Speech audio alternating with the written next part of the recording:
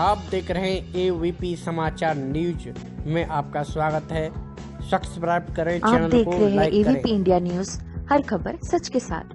बात करते हमें पॉजिटिव बात करनी चाहिए और मित्रेश चतुर्वेदी ने आप सबके सहयोग से, आप सबके आशीर्वाद से ये करके दिखाया है। आज पूरे भारत में राष्ट्रीय विपरीतता मंच के 5 लाख सदस्य पूरे हो चुके हैं। 5 लाख सदस्य। सबसे पहला कार्यक्रम अपने गृह जनपद हाथरस में कर रहा हूं। पूरे 25 राज्यों में कार्यकारिणी गठित हो चुकी है। पूरे 25 राज्यों में पदाधिकारी बन चुके हैं और पूरे उत्तर प्रदेश के 75 जिलों में जिलाध्यक्ष घोषित हो चुके हैं। तब मैं बात कर रहा हूं आपके सामने। उससे पहले मित्रेश चतुर्वेदी आपसे समर्थन और सहयोग मांगने नहीं आया। मित्रेश चतुर्वेदी समर्थन मांगने उस वक्त आया है कि अब ये लड़ाई बड़ी बन चुकी है और इसमें मेरे घर के लोगों का, मेरे हाथरस के लोगों का मुझे सहयोग चाहिए, मुझे योगदान चाहिए। मेरे भाइयों, केवल मेरे पीछे खड़े रहना, केवल मेरे पीछे खड़े रहना। मित्रेश चतुर्वेदी किसी से डरेगा नहीं, किसी से नहीं डरेगा। ब्राह्मण की लड़ाई को राष्ट्र के पटल पर ले जाऊंगा और उनको न्याय दिलाऊंगा जो मेरा फल है।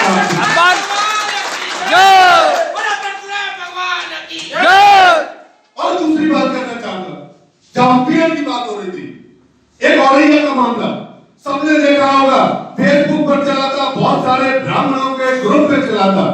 एक अनिल पंडित जी थे और उनकी सड़क को एक हमारे दलित समाज की भीम आरती की प्रदेश सचिव थी, उन्होंने रोक दिया था और रोकने के बाद में पक्का निर्माण कर दिया सड़क पे।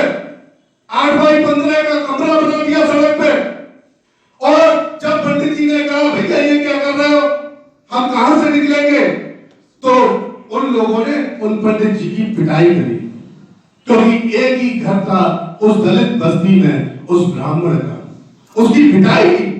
और पिटाई करने के बाद SC/ST एक्ट में मुकदमा उस ब्राह्मण के खिलाफ दर्ज करा दिया।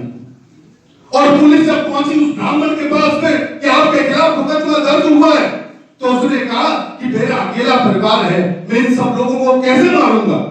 तो फिर वहां पुलिस के शब्द ये थे कि अगर आपका अकेला परिवार है तो ये घर छोड़ के चले जाओ ना, क्यों ऐसी बस्ती में रहते हो, ये तो रोज मारेंगे आपको।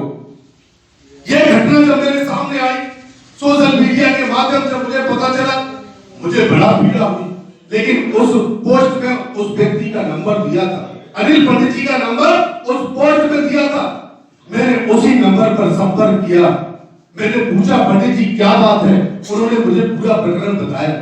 मैं गुस्से में, मेरी आंखें लाल हो गई और मन दुखी हो गया। गुस्से में आंखें तो लाल हो गई, लेकिन मन दुखी हो गया कि आज भी ब्राह्मण की ये स्थिति, और जहां पूरा देश ये कहता है कि ब्राह्मणों ने देश को बर्बाद कर दिया, ब्राह्मण देश को खा गए, और एक ब्राह्मण की ये स्थिति। मैंने उससे पूछा, मैंने कहा तुम विधायक से, सांसद से, किसी से नहीं मिले? बोला मैं सबके पास गया, SP के पास भी गया, SDM के पास भी गया, किसी ने मेरी बात नहीं सुनी और अब मुझे अपना घर छोड़कर ही जाना पड़ेगा। मैंने कहा पंडित जी मुझे सिर्फ आप 2 दिन का समय दे दीजिए, 2 दिन उसी घर में रहिए, 2 दिन का समय दे दीजिए। या तो मित्रेश चतुर्वेदी आपको रास्ता खाली कराकर ससम्मान उसी घर में रखेगा, और अगर ये नहीं कर पाया तो मैं अपने संगठन को बंद करके ब्राह्मण समाज की बात करना बंद कर दूंगा। इससे ज्यादा मैं आपसे नहीं कह सकता।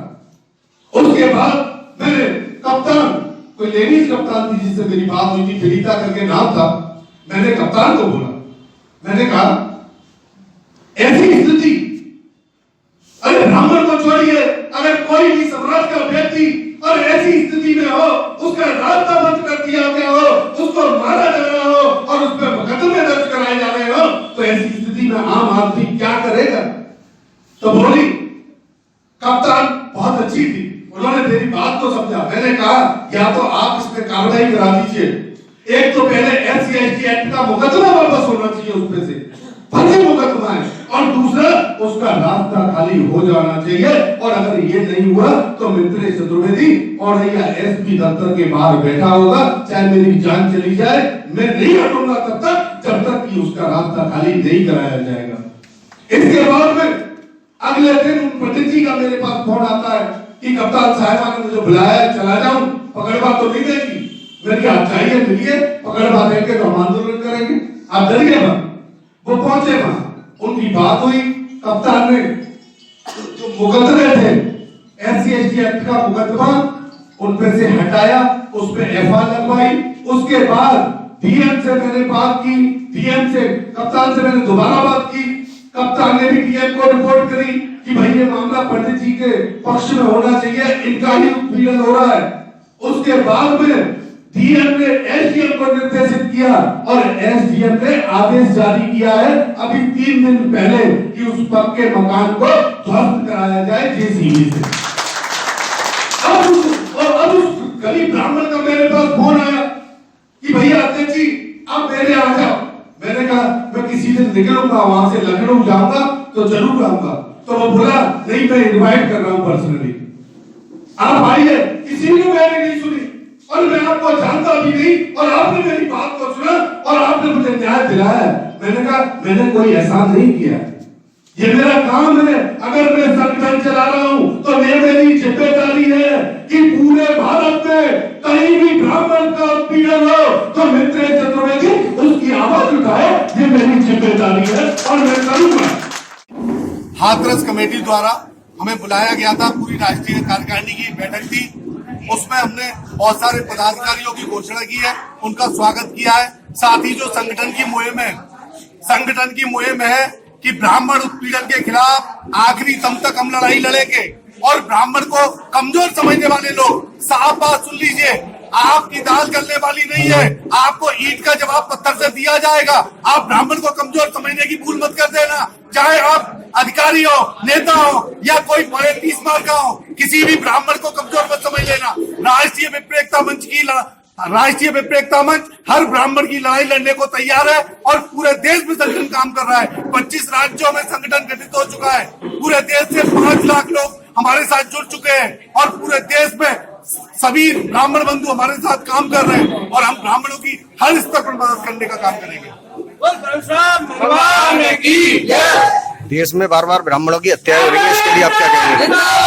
ब्राह्मणों की हत्या एक साजिश है, इनको समझना पड़ेगा। प्रदेश की सरकार से और केंद्र की सरकार से हमारा अनुरोध है कि भैया इस पर ध्यान दीजिए, आपको ध्यान देना पड़ेगा। अगर ब्राह्मणों की हत्या हो रही है तो इसका मतलब समझिए सनातन धर्म को टारगेट किया जा रहा है। और सनातन धर्म को टारगेट क्यों किया जा रहा है?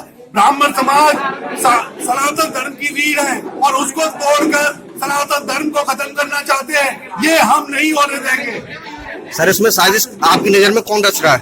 कोई भी रच सकता है, मैंने पहले भी कहा, कोई पार्टी हो सकती है, नेता हो सकते हैं, अपराधी हो सकते हैं, ये जांच का विषय है। सरकार को इसमें तत्काल एक्शन लेते हुए इन मामलों पर ध्यान देना चाहिए। विशेष संज्ञान की आवश्यकता है और जांच की आवश्यकता है। कोई बड़ा आंदोलन करने का भी विचार है? पूरे देश में आंदोलन करने की तैयारी कर रहे हैं हम, रणनीति बनाई जा रही है, पूरे देश में ब्राह्मणों की लड़ाई लड़ेगा। Thank you sir. और मैं क्योंकि हमने कहा अगर धर्म को बचाना है, अगर देश को बचाना है तो सबसे पहले ब्राह्मण और गौरव को बचाना होगा। ये हमारे देश की, ये हमारे